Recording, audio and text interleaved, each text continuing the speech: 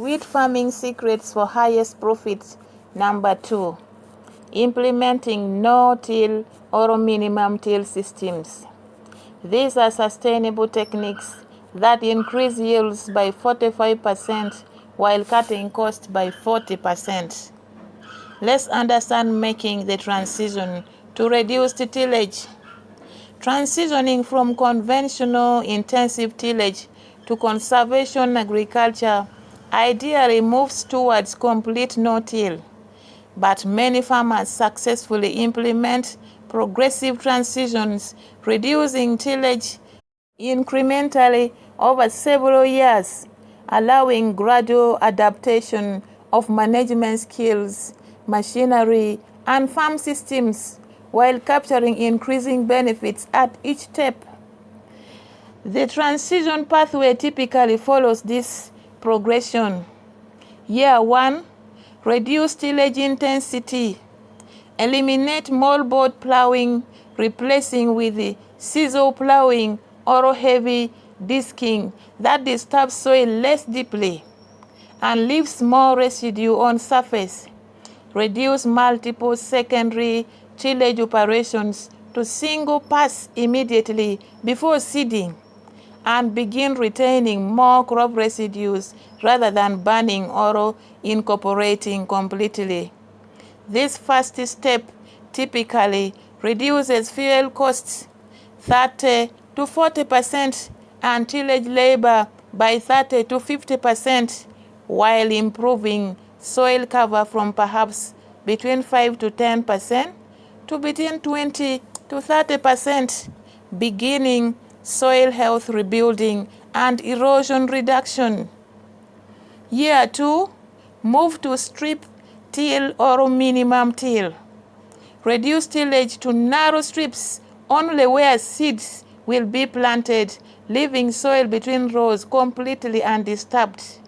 Or shift to very shallow single pass tillage that barely scratches soil surface.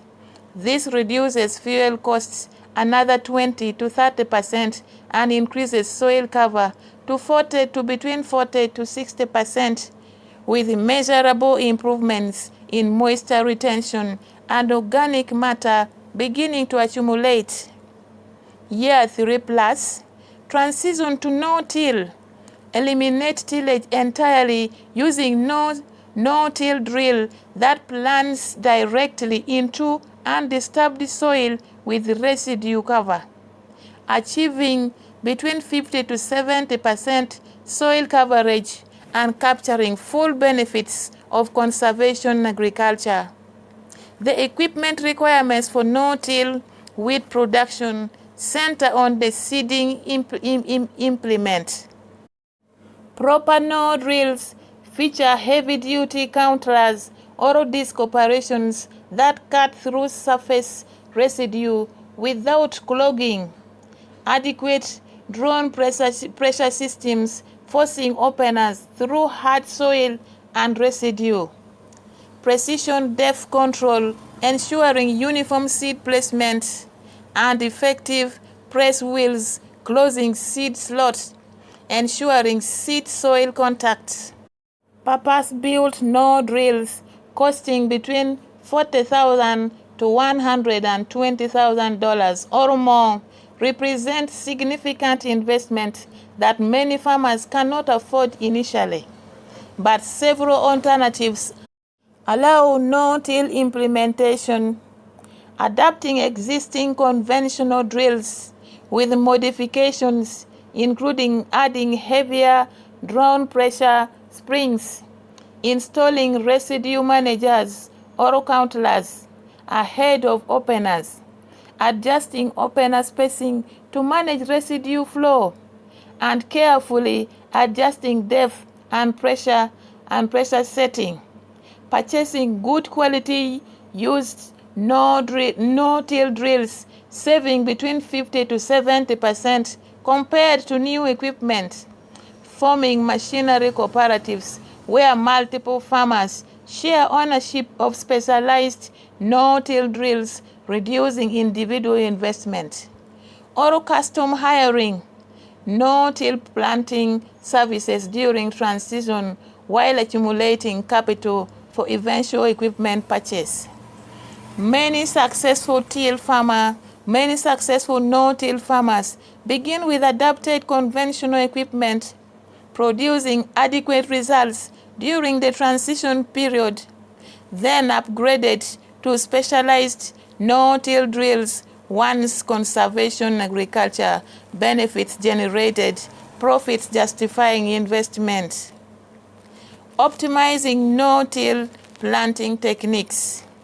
Success in no-till wheat production requires mastering several critical management practices that differ from conventional tillage systems. Residue management. Managing previous crop residues, optimizing both soil protection and planting success represents perhaps the most challenging aspect for new no-till farmers, because too little residue reduces protection benefits, while excessive residue or poor distribution can interfere with seeding, creating skips or uneven emergence. Distribute residues evenly during harvest using combined chaff spreaders, ensuring straw doesn't accumulate in windows but spread across full cutter or full cutter width, considering chopping straw if your combine has chopping capability. Creating smaller pieces that decompose faster and present fewer seeding obstacles, but avoid removing or burning residues, which wastes valuable organic matter and eliminates protection benefits. Optimal residue coverage provides between 40 to 60% soil surface coverage, leaving patches of visible soils for seed-soil contact, while maintaining protective mulch layer. If excessive heavy residues cause seeding problems, consider grazing livestock on stubble, consuming some residue while trampling remainder into better contact with soil, or making a single shallow pass with the harrows or cultipacker, flattening and pressing residues against soil surface. Next is seeding depth and rate. No-till systems require precise seeding depth because there is no post-planting cultivation to cover shallow seeds or rescue deep planted seeds struggling to emerge. Set seeding depth at between 3 to 4 centimeters. That is 1.25 to 1.5 inches. For most soil conditions, providing adequate soil seed contact and moisture access while allowing rapid emergence.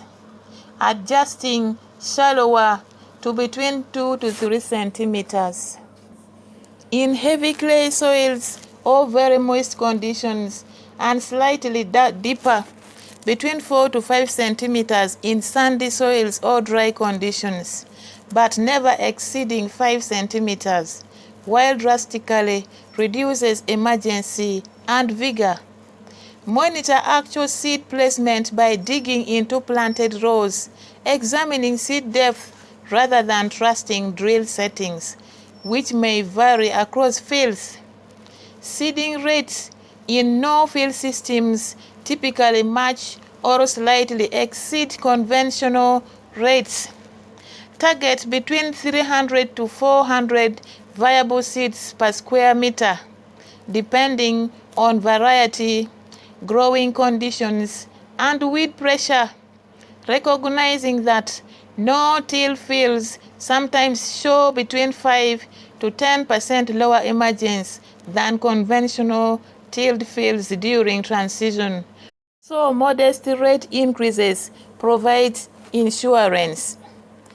Another one is timing and conditions. Plant when soil conditions optimize emergence and establishment rather than rushing to meet calendar dates. Optimal planting occurs when soil temperature and seeding depth reaches between 1 to 12 degrees, that is 50 to 54 degrees Fahrenheit, or 10 to 12 degrees Celsius, and rising, providing rapid germination and emergence in 7 to 12 days. And when soil moisture is adequate, soil forms ball when squeezed but crumbles when dropped, allowing seed germination without excessive moisture, causing seed rot or emergence problems. No-till fields often warm more slowly in spring than tilled fields due to residue insulation, potentially delaying optimal planting by 5 to 10 days compared to conventional systems. But this delayed planting is usually offset by faster planting operations, no tillage time required, and may actually be beneficial, avoiding early planting into cold soil. Avoid planting into excessively wet soil, which causes seed slot smearing, reducing seed-soil contact, or into very dry soil, requiring waiting for rain to trigger germination, causing uneven emergence. Wheat farming secrets for highest profit. Number 3. Click the link in the description below and watch these very inspiring steps.